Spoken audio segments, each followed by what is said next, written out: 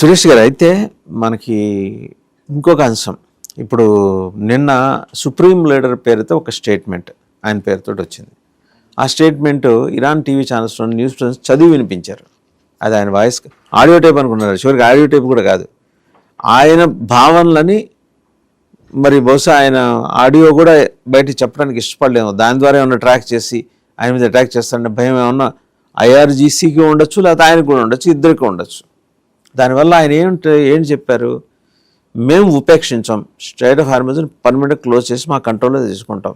రెండోది, అమెరికా సైనిక స్థావరాలు ఉన్న ప్రతి దేశం మీద దాడి చేస్తాం, అంటే జీసీసీలో దాడి చేస్తాం, వాళ్ళ ఆస్తులను ధ్వంసం చేస్తాం అని చెప్పి ప్రతి రక్తపు బొట్టుకి మేము సమాధానం తీసుకుంటాం అన్నాడు.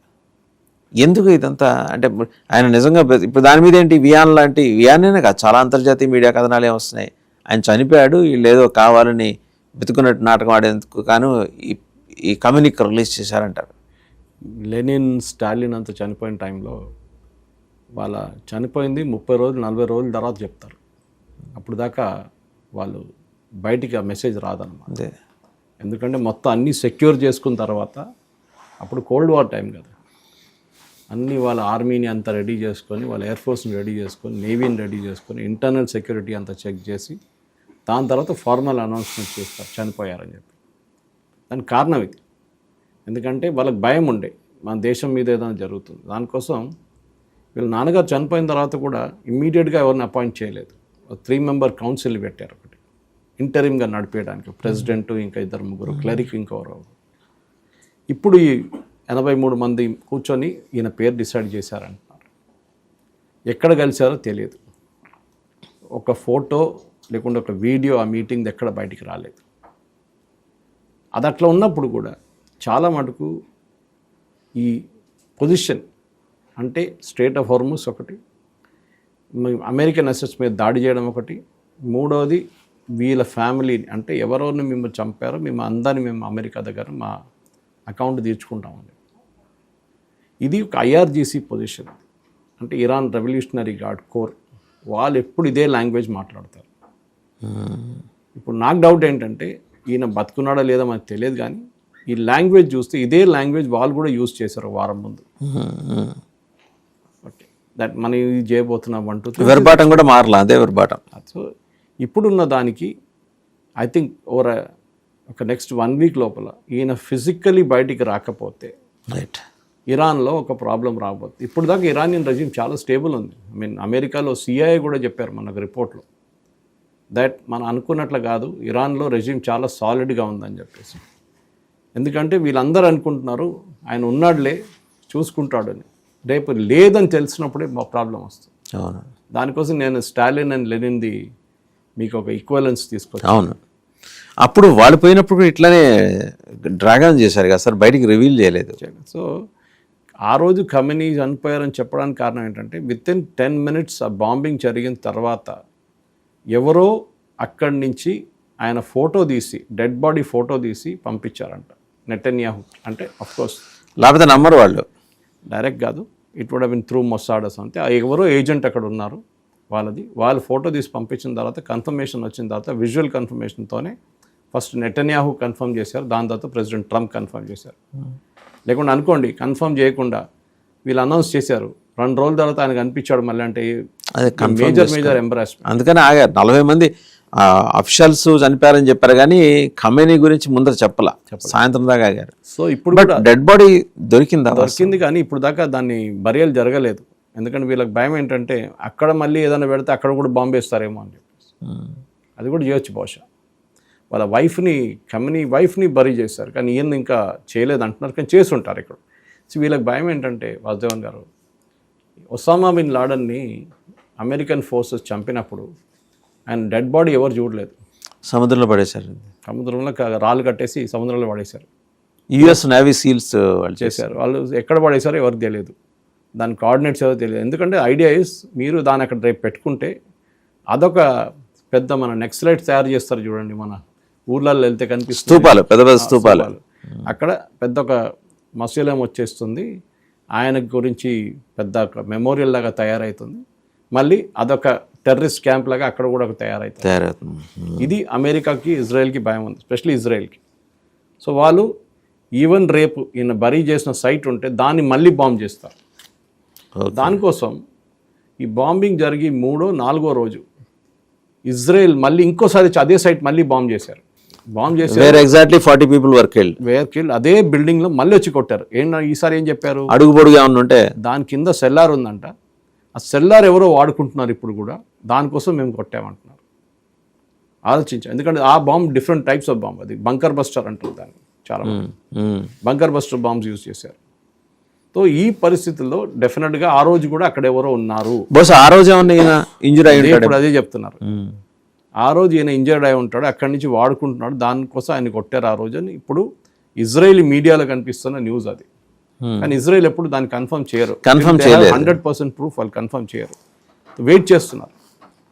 ఇరాన్ వైపు నుంచి మీరు ఆలోచించండి, వాళ్ళ రెవల్యూషనరీ గార్డ్ చీఫ్ స్థానంలో మీరు ఉంటే మీరేం చేస్తారు? ఉన్నాడులే మా దేవుడు అక్కడ కూర్చున్నాడు మనని కాపాడడానికి, మీరెవరు భయపడకండి. లేదని చెప్పినప్పుడు మొత్తం ఏం చెప్తారు, మిడిల్ లెవెల్ మొత్తం గాయమైపోతారు, మాయమైపోతారు, పారిపోతారు. ఇది వాళ్ళకు ఉన్న భయం అన్నమాట. సో స్ట్రైట్ ఆఫ్ హార్మోస్ బంద్ చేయడం అనేది ఎవరో ఇష్యూ చేసిన స్టేట్మెంట్ కాదు, ఐఆర్జీసీ స్టేట్మెంట్ అది, not communist. It is not communist. మీ ఉద్దేశం ఏంటి సార్? అంటే మనం ఈ డిఫరెంట్ స్టోరీస్ మనం చదివాము, ఉన్నారా లేరా అది మనకు తెలియదు. కానీ నేను ఈ స్టేట్మెంట్ సంగతి ఎందుకని చెప్తున్నాను, స్టేట్మెంట్ ఎందుకు చెప్తున్నారు, why is this strategy being used, దాన్ని ఎక్స్ప్లెయిన్ చేయడానికి ట్రై చేస్తున్నాను నేను.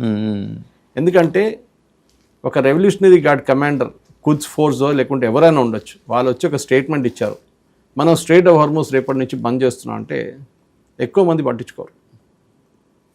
ఖమనీ చెప్పారు, సుప్రీం లీడర్ చెప్పారు బంద్ చేయాలని చెప్తే అప్పుడు స్టోరీ మారిపోతుంది, ఒక క్రెడిబిలిటీ ఉంటుంది దానికి, ఒక స్టాంప్ కొట్టినట్లు ఉంటుంది.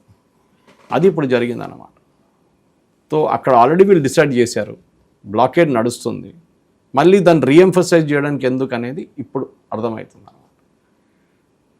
రెండో పాయింట్ అక్కడ మెయిన్గా చెప్పాను చూడండి, ఒక లీడర్షిప్ క్రైసిస్ ఉండకూడదు, కంటిన్యూటీ ఆఫ్ లీడర్షిప్ ఉండాలి.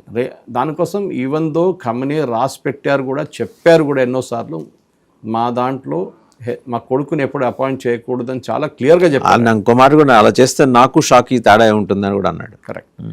అదే ఇప్పుడు కానీ మళ్ళీ అపాయింట్ చేశారు, ఎందుకంటే కంటిన్యూటీ ఉండాలి, ఆ పేరు ఉండాలి. కొత్తగా పేరు తీసుకొచ్చారు, లారజాని అని ఉన్నారు. అవును, ఈ the one whose actually running the government, ఆయన నడిపిస్తున్నాడు గవర్నమెంట్ అంతా. ఈయన ఎక్కడ లేడు పిక్చర్లో, ఖమనీ. సో నడిపిస్తున్న మనిషి ఆయన్ని చీఫ్ చేయకుండా ఈయన ఎందుకు చేశారు? Of course Larijani is not a religious leader, ఆయన సుప్రీం లీడర్ అని ఎప్పుడు ఈయన కూడా అయ్యతోళ్ళ కాదు, మిడ్ లెవెల్ క్లరిక్ లీడర్ ఈ ఖమనీ కొడుకు Mustafa. Mid level, senior level కూడా కాదు. అయోతాలా అని ఎట్లా పిలుస్తారు ఇప్పుడు, దానికి అయోతాలా అని పేరు పెట్టలేదు. ఈవెన్ వాళ్ళ ఫాదర్ కూడా అదే ఉండే, ఇనిషియలీ అయోతాలా అని పెట్టలేదు. ఖమనీ చనిపోయినప్పుడు 79లో, 79లో షా ఆఫ్ ఇరాన్ పోయారు అప్పుడు. సో 88లో ఆ టైంలో చాలా క్లియర్గా అప్పుడు అయోతోలాని పెట్టకుండా ఆయన ఓన్లీ ఖమనీ అని అపాయింట్ చేసి తర్వాత ఆయనకి అయోతోలా టైటిల్ ఇచ్చారు. సో ఇప్పుడు కూడా అదే జరుగుతుంది. సో బహుశా ఈయన బయటికి రాకపోతే వారం లోపల అమెరికా అండ్ ఇజ్రాయెల్ ఒక క్యాంపెయిన్ స్టార్ట్ చేస్తారు, ఈయన పోయిండు ఇప్పుడు మీరు చూడండి, డిసైడ్ చేయండి మీకు ఏం కావాలని చెప్పేసి. సో లీడర్షిప్ కావాలి, దే ఆర్ ఆఫ్టర్ లీడర్. ఆ లీడర్ ఇప్పటికీ ముస్తఫా ఖమనీ, కానీ ఆయన ఉన్నాడా లేదా విజువల్లీ కనిపిస్తేనే ఒక ప్రూఫ్ ఉంటుంది, లేకుంటే వారం తర్వాత అక్కడున్న ప్రజలకు కూడా డౌట్ వస్తుంది ఈయన ఉన్నాడా లేడా అని చెప్పేసి. ఓకే, దాన్ని బట్టి ఇరాన్ ఫ్యూచర్ డిసైడ్ అవుతుంది. అయితే ఇప్పుడు ఈ వారం రోజులు ఈ ఉత్కంఠ నడుస్తుంది, ఈ లోపల ఆయన వేరే బోర్డ్స్ కోసం ఇరాన్ ప్రజానీకం ఎలా ఎదురు చూస్తుందో అమెరికా ఇజ్రాయెల్ కూడా అలాగే ఎదురు చూస్తాయి కదా. అమెరికా కన్నా ఎక్కువ ఇజ్రాయెల్. ఇంగ్లీష్లో అంటారు డెడ్ మ్యాన్ వాకింగ్ అంటారు. ఇది డెడ్ మ్యాన్ వాకింగ్. ఆయన వెనక ఒక టార్గెట్ ఉంది, ఒకటి మన ఆరో షూట్ చేసిన ఒక రౌండ్ టార్గెట్ ఉంటే ఆ టార్గెట్ పెట్టుకున్నాడు వెనక. సో ఆయన ఎప్పుడు కావాలంటే కొడతారు. పబ్లిక్లో కనిపించారో అంతే సంగతి. అండ్ ఇజ్రాయెల్కి తెలియకుండా కాదు, ఇజ్రాయెల్ మొసాడ్ ఏజెంట్స్ ప్రతి దాంట్లో దూరారు ఇరాన్లో. వాళ్ళు కన్ఫర్మేషన్ ఇవ్వకుండా ఇజ్రాయెల్ ఒక స్టెప్ కూడా తీసుకోరు. ఈయన ఎక్కడైనా కనిపించిందంటే అంతే సంగతి, ఆయన కూడా కొడతారు. నిన్న ఇజ్రాయెల్ అనౌన్స్ చేశారు వాళ్ళకి సీనియర్ న్యూక్లియర్ సైంటిస్ట్ నిన్న చంపారని చెప్పి. ఆలోచించాడు, అంత స్పెసిఫిక్గా కొడుతున్నారు వాళ్ళు. సీనియర్ న్యూక్లియర్ సైంటిస్ట్ని కొట్టారు నిన్న. దీనికన్నా ముందు మనకు అమెరికన్ చంపినప్పుడు కాసిం సులేమాన్ చంపారు అప్పుడు రెవల్యూషనరీ గార్డ్ చీఫ్ని కొన్ని సంవత్సరాల ముందు. ఇప్పుడు వాళ్ళు స్పెసిఫిక్ ఇండివిజువల్స్ వెంట పడుతున్నారు. అంటే అంత ప్రిసైజ్ ఇంటెలిజెన్స్ ఇన్ఫర్మేషన్ వాళ్ళ దగ్గర ఉంది. ఏదో ఒకరిని చంపేమని కాదు, we kill this particular person and Iran deny చేయట్లేదు, కాదు అట్లా ఏం జరగలేదని చెప్పి. ఇప్పుడు కూడా ఈయనకి ఇంజరీ అయిందని చెప్పినప్పుడు he is perfectly fine and well అంటున్నారు. ఎందుకు మీకు ఆ రీఎన్ఫోర్స్ లాంగ్వేజ్లో సిమాంటిక్స్ అంటారు, దాన్ని ఆడుకుంటున్నప్పుడు మనం చూడాలి. ఎట్లాంటి ఎవరో చెప్పారు ఆయనకి ఇంజరీ అయింది, ఆయన ఇంజర్డ్ ఉన్నాడు, కాదు ఆయన బాగానే ఉన్నాడు, మీరు ఎందుకు రీఎంఫసైజ్ చేస్తున్నారు దాన్ని? That means there is a doubt. ఆ డౌట్ని క్లియర్ చేయడానికి మీరు ఈ స్టేట్మెంట్ తీసుకొచ్చారు. లేకుంటే మీరు మాట్లాడరు, ఎవడో చెప్పినట్టు నేను ఎందుకు రెస్పాండ్ చేయాలంటారు. సో మీరు రీఅష్యూర్ చేయడానికి మీ పబ్లిక్ని కాదు కదా, అంతా బాగానే ఉన్నాడు, అక్కడ ఉన్నాడు మనోడు, చూసుకుంటారు మనందరినీ, మన సుప్రీం లీడర్ ఆయన. ఇంకా వెయిట్ చేద్దాం వాసుదేవన్ గారు, ఒక వారం లోపల దీని క్లారిటీ వస్తుంది. ఎందుకంటే యుఎస్కి ముందు ఒక రెజీమ్ చేంజ్ అని కావాలండే. ట్రంప్ చెప్పారు, మీకు గుర్తుంటుంది, ఎవరు కొత్త లీడర్ అవుతారు నేనే ఇంటర్వ్యూ చేస్తాను, నేనే అపాయింట్ చేస్తాను, నాకు కావాల్సిన లీడర్ అక్కడ ఉండాలని చెప్పారు. కానీ జరగలేదు. కానీ ఇప్పుడు ఈ కన్ఫర్మేషన్ రాకపోతే, దట్ ఆయన బతుకున్నాడని కన్ఫర్మేషన్ రాకపోతే ట్రంప్ వైపు నుంచి ఒక లీడర్ని అపాయింట్ చేస్తారు. వీళ్ళు యాక్సెప్ట్ చేస్తారా? యాక్సెప్ట్ చేయడానికి వీళ్ళు ఎవరు యాక్సెప్ట్ ఎవరు చేస్తారు? ఆయన ఏం చేస్తారు, ఇరానియన్ ఆర్మీ చీఫ్ని తీసుకొని చీఫ్ చేస్తాడు. ఆ పాసిబిలిటీ ఉంది. 8 lakh పీపుల్, వాళ్ళకి రెవల్యూషనరీ గార్డ్స్కి అస్సలు పడదు. ఒక స్ట్రీట్ ఫైట్ మొదలైతుంది, సివిల్ వార్ మొదలైతుంది. అది ట్రంప్కి కావాలి. అది కనుక మొదలైతే అప్పుడు మిగిలిన ప్రావిన్స్లో కూడా గొడవ మొదలెట్టింది. CIA expert.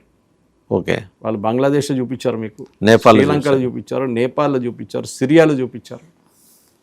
ఎన్ని దేశాలు చేశారు వాళ్ళు, చాలా దేశాలు చేశారు. ఇంకా ఇక్కడ కూడా చేయమంటే చేస్తారు, వాళ్ళు డబ్బులు ఇచ్చి చేపిస్తారు. ఎందుకంటే అదే ఒక్కటే హోప్ ఉంది ట్రంప్కి ఇప్పుడు. ఎందుకంటే కర్డిస్తాన్ జరగలేదు, ఆ కర్డ్ మూమెంట్ అసలు వర్కౌట్ కాలేదు.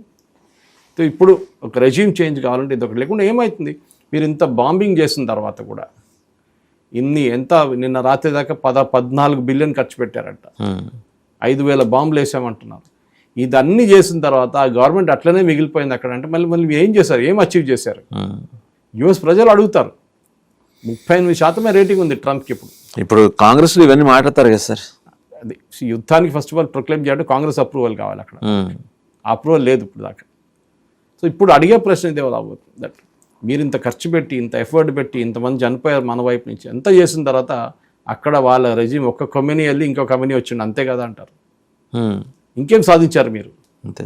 వాళ్ళ బ్యాలిస్టిక్ కెపాసిటీని మేము తగ్గించాము, ఓకే, వాళ్ళు రేపు తయారు చేసుకుంటారు. మీరు ఇదే యురేనియం స్టోరీ అప్పుడు చెప్పారు కదా, వాళ్ళ యురేనియం మొత్తం ధ్వంసం అయిపోయింది, ఇంకేం లేదు యురేనియం అని. మళ్ళీ యురేనియం వచ్చింది, మళ్ళీ రీప్రొసెసింగ్ ఎట్లా చేశారు వాళ్ళు?